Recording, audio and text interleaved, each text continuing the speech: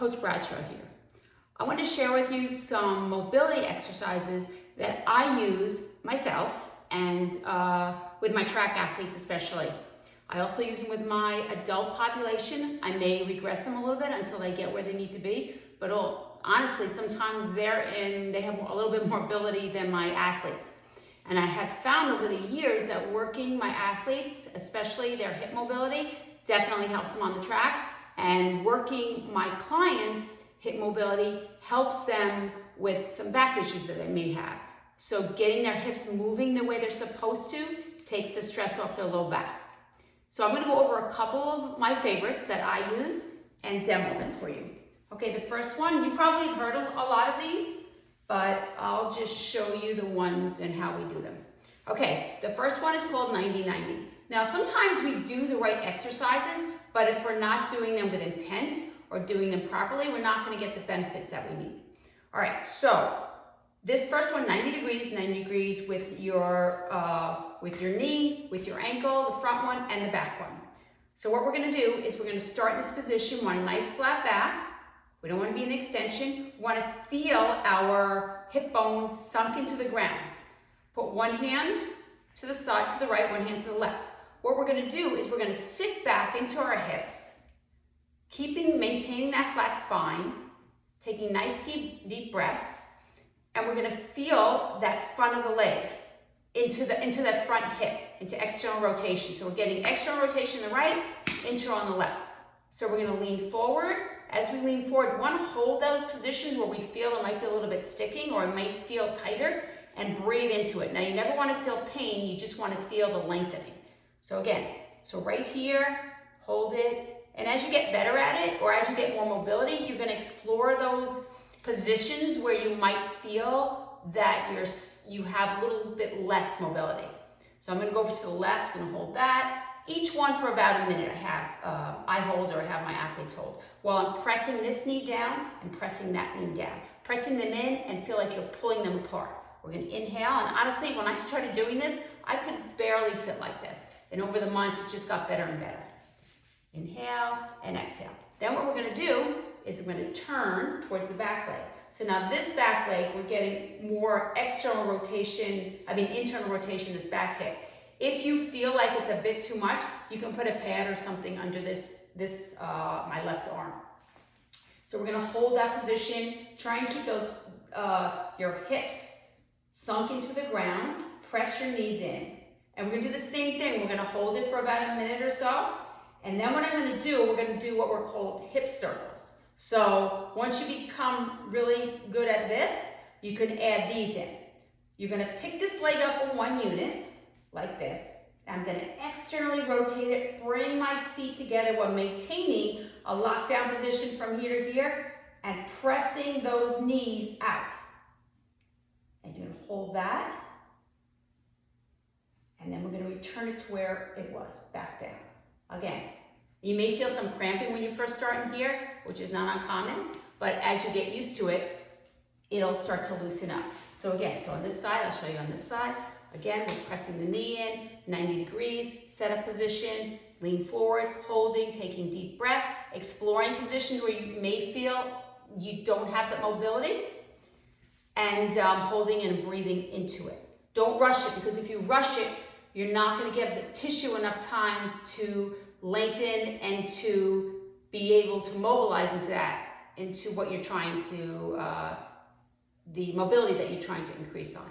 So again, this is external rotation, this is internal rotation, pressing both knees down, nice and tall. Going to pick it up as one unit, bring it in, externally rotate it. Some people can get their knees all the way down, I cannot. Press, hold, slowly bring it in and bring it down. You want to try 5 to 10 on each side.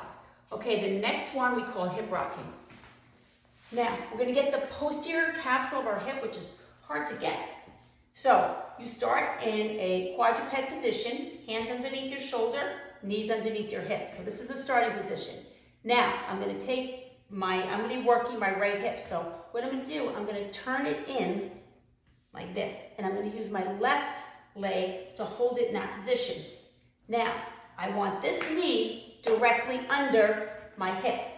and I'm gonna rock back on an angle. Rock back, so I'm getting the back side of that hip. As I use my left leg to guide me, I'm gonna hold it there and sit into it and breathe into it and then bring it back. Again, I'm gonna maintain a neutral spine as I press back into that hip, hold, and then return it. I'll show you from the front position, knees underneath my hip, turning the foot in, right here, and guiding, using this leg to guide me back. Now the thing you want to make sure is that the knee is underneath the hip. And you'll feel that in the back of your hip, the back side of the capsule. All right, the next one is called Spiderman. You've probably seen this one. You're in with your legs extended here.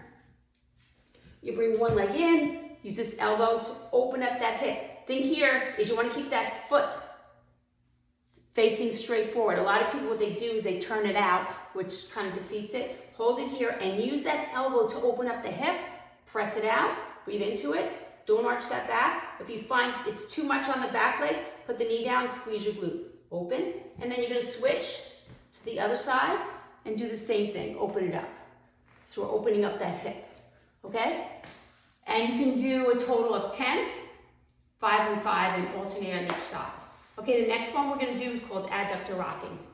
Again, we're gonna go into that quadruped position, hands underneath the shoulder, knees underneath your hip, one leg out, and I'm gonna rock back. Rock it back here. And what I'm working to mobilize are my adductors, my inner thighs.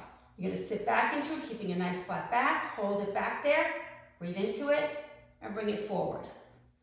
Drive it back, and bring it forward. Sit back into it, and bring it forward. I would do about at least 5, 10 on each side, on the right and on the left, and you're gonna feel that into the inner thighs. Now, when you're doing that exercise, you wanna be careful because when you're stretching or mobilizing the adductors, inner thighs, you don't wanna feel like it's gonna snap. You just wanna feel that it's gonna lengthen and then it releases with each rep. So that's a tricky area, just be real careful with that one.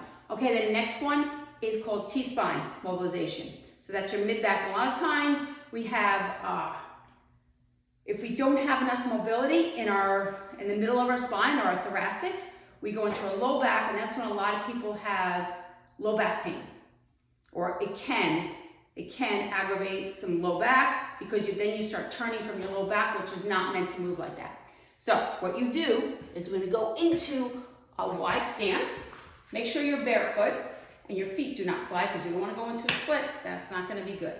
Then we're gonna put our hands down. My hands are gonna go directly underneath my shoulders, and I'm gonna open up on each side while I'm in that position. Wide stance, open up to the right.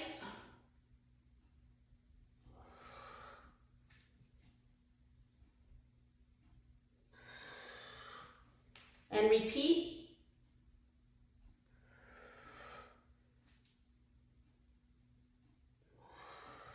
That's called T-spine mobilization. With that one, you want to maintain your low back stable and just move from your mid-back. So I'm opening up through the shoulders. Not just the head, but sometimes we think we're opening up from the shoulders, but it's just our head turning. So as we open up, we reach out, and you're gonna feel the muscles in your behind the shoulder blades actually working. So that's called T-spine mobilization. You can do 10 reps of those or 12 total, whatever you like. But those are some of the exercises that I use for myself, for my athletes, for my adults to get our hips mobilized before we get into our dynamic warm-up and our prep work and strength training, along with some others. But those are just a few. Hope you enjoyed that and try them out.